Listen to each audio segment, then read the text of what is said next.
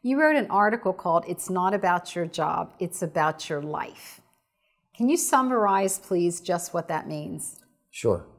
At first, it might be a little bit difficult to grasp, but I think if I explain it quickly, you'll understand it very easily. The way that we go about work in this culture is generally that you get out of school, whether it's high school or college, or get out of the military, and you kind of fall into a job. You know, some friend tells you about a job, or you answer an ad in the paper. Somehow, some way, you land in a particular job.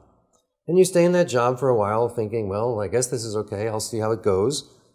Maybe you like it, maybe you don't. A couple of years go by. Before you know it, you get promoted or you get another job in the same field. A couple more years go by, and you're kind of unconsciously moving ahead through this job. And then one day you say, oh, I guess I have a career. I seem to be in this career called pharmaceutical sales, or I seem to be in this career called construction management.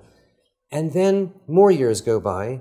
You're still operating kind of unconsciously, putting one foot in front of the other. And then you say to yourself one day, well, I guess this is my life, you know? I work in construction management, and I guess I'll do this for another 10 years until I can retire and have enough money in the bank that I'll be okay and my kids will be okay. So this is the typical scenario in today's culture.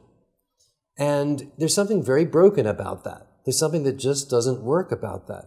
It's a little bit too unconscious. It's a little bit too passive. And it doesn't yield good results in terms of job satisfaction and pleasure or passion in your work life. So if we flip that around, what if we said, first, decide the kind of life you really want to live? Then you started thinking about, if this is the life I want, what kind of career would support and facilitate that kind of lifestyle? Identify the career.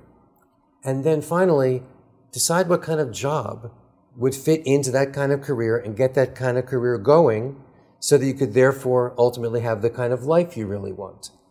This process takes a little bit more upfront work in the beginning, but it pays off in many, many multiples over the long term. These people wind up being more happy, more content, more satisfied. They also feel like they're more in control. They feel like they're more active instead of passive. It's just a better formula all the way around. Right, so the formula that you propose starts with thinking about what type of life that I want. Right. What tools can I use? Say I'm just out of college, or maybe I haven't spent a lot of time reflecting on that. How do you begin that process of really thinking about, you know, what do I want to do in my life? Right. Now, I realize this is a lot to ask of someone, especially if they're very young. But I think it's a necessary question, a critically important question. So that young person or a person who's maybe changing careers, they can get some help. They can get career coaching. They can get career and personality assessments from a person who does testing and assessment. They can, as I say, go back to their college career office and get some free support and help. They can even go online and find different kinds of assessments and tools that give people more definition of their lifestyle desires and the kind of life they want to live for the long term.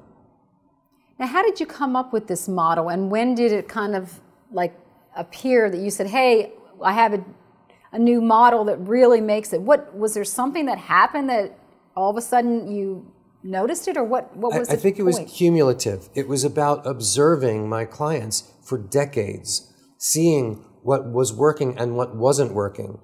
It's just observing and seeing the ones who seem to be on the right track, happy, satisfied, engaged, and then the people who are not at all happy or satisfied or engaged. And there seemed to be a common theme. There was something in common with all the clients who seemed to be on the right track. And these were people who had done it the second way. They thought first about their life, then their career, then what kind of job they should get. See, it's not about your job, it's about your life. That's what the whole title is about here. A job is supposed to support a career. A career is supposed to support the life. Too many of us have it backwards.